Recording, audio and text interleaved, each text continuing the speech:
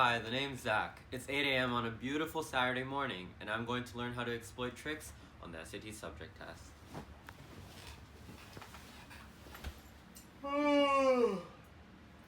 The subject tests are great, other than the fact that it costs as much as my shiny new MacBook Pro and my new iPhone 11 Pro X. Sorry, did I say me? I meant my parents.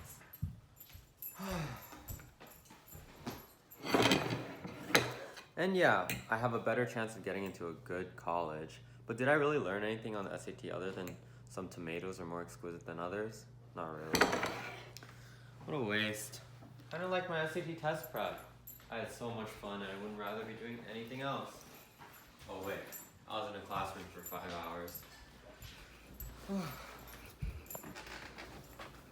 Not to say that people can't like being in a classroom, but we aren't all mindless zombies that sit there and do nothing for 5 hours. Or are we? It's not like anyone at Mission has a life outside of studying.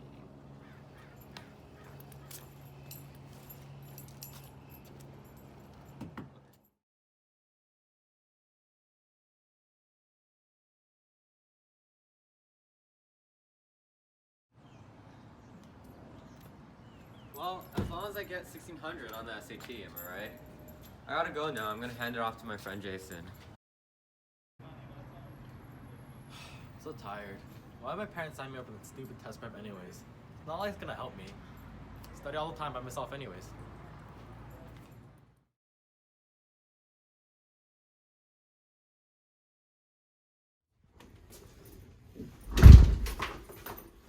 Like my friend Zach, I do perfectly well at school. I have a 4.0 GPA. What can I say? I mean, you have to disregard all the fact that I don't have any impressive extracurriculars or outside experiences, but that's what my college counselor is for, right? To spin the truth? I mean, I did work at McDonald's, but I can say I handle transactions for a transnational multi-billion-dollar company. I mean, I did deliver papers from the office, but I deliver essential information in a timely manner to sustain the proper workflow of a school environment. Anyways, it's not really a big deal for me. I mean, my counselor can just write up things about me. Or, to help me remember all of the great things that I've already done. That's what I meant to say. It's not, money's such a great thing. Helps you solve a lot of problems. I mean, sucks to be poor. I mean, the Supreme Court agreed with me with Plessy vs. Ferguson. Unlike Jason, things didn't really work out with my college counselor, but it's okay because I got my daddy's money.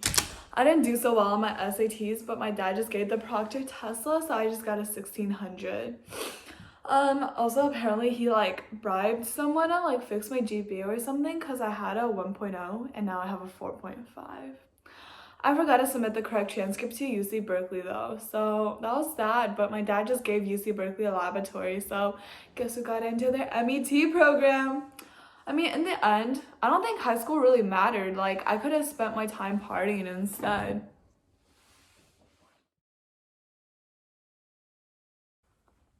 As time passes, the distribution of standardized test scores skews progressively to the left. We know that this is the result of hours and hours of standardized test prep at elite tutoring centers. Students now pay hundreds to thousands of dollars just to sit in a small crowded room for 6+ hours at a time, 5 days a week. Rather than spending their summers participating in an internship or pursuing their interests outside of the classroom, they would rather increase their SAT score by 50 points. They don't realize that it's the scale that matters, not the score. If the average were a 600, we'd still have to accept the same amount of applicants. But more power to the system.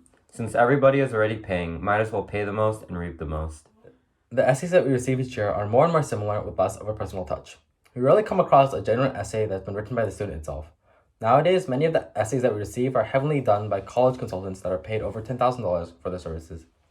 Despite this lack of authenticity, we're willing to accept the essay that looked the best because it's too much work to sort through the papers for just 1 or 2 genuine essays. After that, we would have too little people to accept in our schools. Honestly, I just want to go home. It's been a long day and I had to sit and read through hundreds of applicant profiles. Many of them were extremely similar with high GPAs and standardized test scores. Nothing really distinguishes one applicant from another, but I still have to choose a certain amount of students to fill up our incoming freshman class.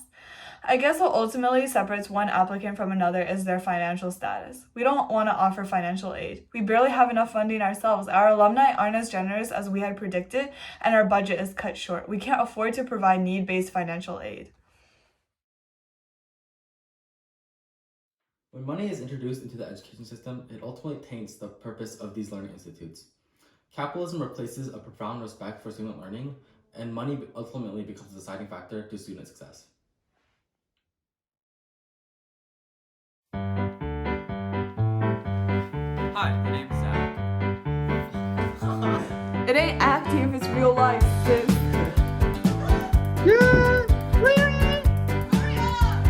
But it's okay, because I got daddy's money. Like, I'm not doing that, it's so cringy. I'll say yell me. Say help me. Because my dad is yell me. I wrote like everything. I wrote this, okay? This was the first part.